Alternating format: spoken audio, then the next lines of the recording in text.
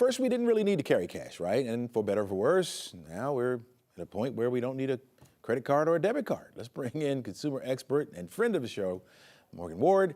Welcome back. Thank you. All right, you need to break down for us this paying without a card, and is it making us buy more stuff? It's definitely making us buy more stuff. So, about 80% of consumers now use these different contactless payments, so Apple Pay or one click payment. And what it does is it essentially removes the friction and the pain of payment. And some research has found that people are more likely to purchase more stuff because it's almost like we didn't pay for anything at all. So, about 23% more per transaction when you're using a clickless or easy kind of payment where you don't actually transact with cash. Okay. Do you think we're becoming a completely cashless society? We're on our way to that?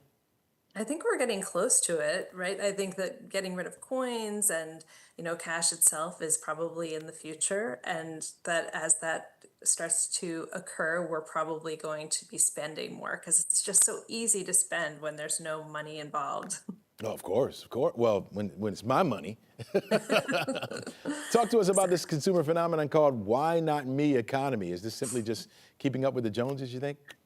Yeah, as we're watching more and more online content, especially through social media, what we tend to do is compare ourselves to our friends, our and influencers, people that we aspire to be, and we see what they're buying. And what ends up happening pretty intuitively is we want the same stuff, not because we need the same stuff, but because we want to feel included or we want to feel like the people that we aspire to be. So that is the why not me economy at work. So they have it. Why not me, right? Why not me? Right. I want that boat, that yacht.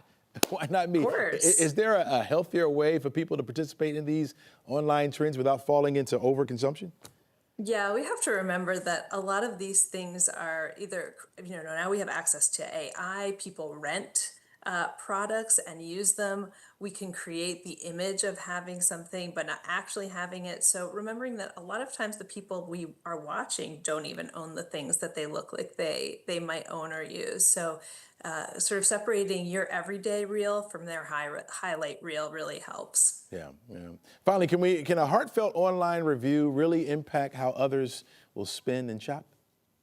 Yeah, we know that people read other people's reviews. Something like 90% of people use others' reviews of products and experiences. But what we didn't realize was how much writing a review ourselves causes us to feel more inclined to purchase a product. So if I tell you publicly that I really liked it, it reminds me that I actually really liked it and I'm more inclined to make the purchase again. So that personal endorsement is not only external, it also reinforces my own feelings of positivity towards the product or service. Yeah, Morgan, if you said you like a thing, I would certainly say, okay, well, I'm down with that. I got it. I got it. What advice would you give a consumer who's trying to read between those emotional lines?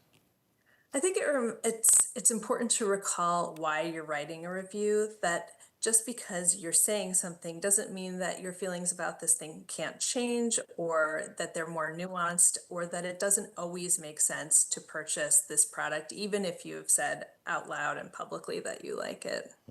Okay, Morgan Ward, thanks so much for your insight. Really appreciate that.